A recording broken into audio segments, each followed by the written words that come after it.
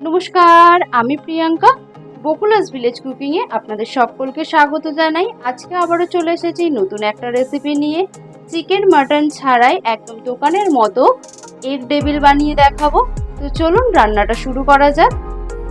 আলু আর ডিমটা আমি একই সঙ্গে সিদ্ধ করে নেব, আর একটু সামান্য নুন দিয়ে দেবো। আলু সিদ্ধ হতে থাক, ততক্ষণে আমি এদিকে একটা ভাজা মশলা তৈরি করে নেব। ভাজা মশলা তৈরি করার জন্য আমি নিয়েছি এখানে 1 চামচ গোটা জিরে, 1 চামচ গোটা ধনে, 1 চামচ মৌরি, 3টে শুকনো লঙ্কা, দারচিনি আর এলাচ। শুকনো খোলায় আমি একটু নেড়ে চেড়ে এটাকে ভেজে নেব।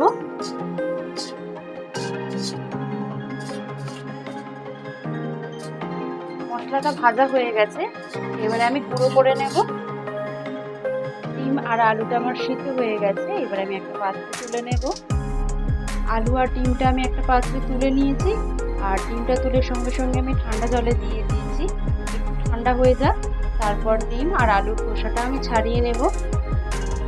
আলুটা ঠান্ডা করে আমি আলুর খোসা ছাড়িয়ে নিয়েছি, এদিকে আমি ডিমের খোসাটাও ছাড়িয়ে নিয়েছি। এবারে ডিমটা আমি সমান ভাগে কেটে নেব। ডিমটা আমি সমান ভাগে কেটে নিয়েছি।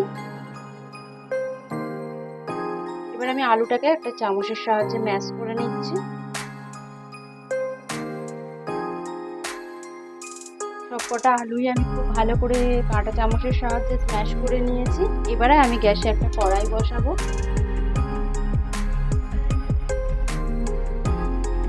কড়াই দিয়ে দিচ্ছি সাদা তেল, একটু গরম করে নেব। তেল গরম হয়ে গেছে, এবার আমি তেলের মধ্যে দিয়ে দিচ্ছি কুচিয়ে রাখা পেঁয়াজ, আর দিয়ে দেবো কুচানো কাঁচা লঙ্কা। পেঁয়াজটাকে একটু হালকা লাল করে ভেজে নেব।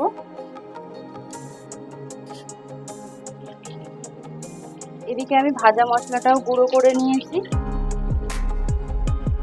পেঁয়াজটা আমি হালকা লাল করে ভেজে নিয়েছি। এবারে আমি এর মধ্যে দিয়ে দেব স্বাদ অনুযায়ী নুন, আদা রসুন বাটা, হলুদ গুঁড়ো, কাশ্মীরি লঙ্কার গুঁড়ো, আর দিয়ে দেবো একটু গরম মশলার গুঁড়ো। মশলাগুলোকে দিয়ে আমি খুব ভালোভাবে মিশিয়ে নেব।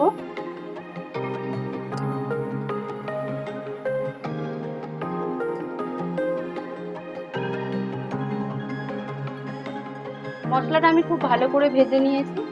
এবারে আমি এর মধ্যে দিয়ে দেব ম্যাশ করে রাখা আলু। এবার আমি আলুর সঙ্গে মশলাটা খুব ভালোভাবে মিশিয়ে নেব।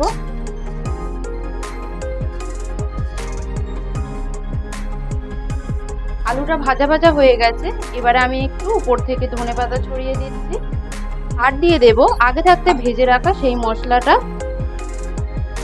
খুব ভালো করে মিশিয়ে নেব। এটা খুব ভালো করে ভেজে নিয়েছি, এবার আমি একটা পাত্রে তুলে নেব। আলুটা একটু ঠান্ডা হয়ে যাক, তারপর আমি ডিমের টেবিলগুলো করে নেব এক এক করে। এবারে আমি ডিমের উপরে খুব বেশি না, অল্প পরিমাণে আলু দিয়ে ঘুরিয়ে ঘুরিয়ে টেবিলটা তৈরি করে নেব।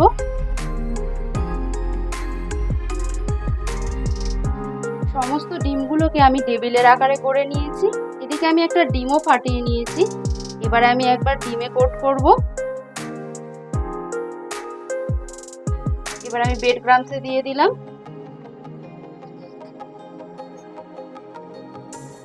আমি এটাকে ডবল কোট করব, আপনারা চাইলে একবারই কোট করতে পারেন। এইভাবে আমি সমস্ত ডিমগুলোকে কোট করে নেব।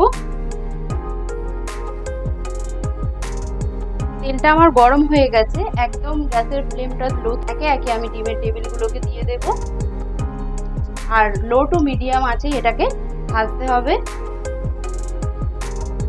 দেখুন কত সুন্দর দেখতে লাগছে, এইরকম হালকা ব্রাউন করেই ভাজতে হবে। তো দেখতেই পাচ্ছেন এগ চপ বা এগ টেবিল আমার একদম রেডি হয়ে গেছে। রেসিপিটা কেমন লাগলো অবশ্যই কমেন্টের মাধ্যমে জানাবেন। ভালো লাগলে লাইক করবেন, শেয়ার করবেন। আমার চ্যানেলে নতুন নতুন রেসিপি পাওয়ার জন্য চ্যানেলটা সাবস্ক্রাইব করে পাশে থাকা বেল আইকনটি প্রেস করে রাখবেন, যাতে আমি ভিডিও দেওয়ার সাথে সাথে আপনারা খুব সহজেই দেখতে পান। আর যারা ফেসবুক পেজ থেকে দেখছেন, পেজটা অবশ্যই ফলো করে দেবেন।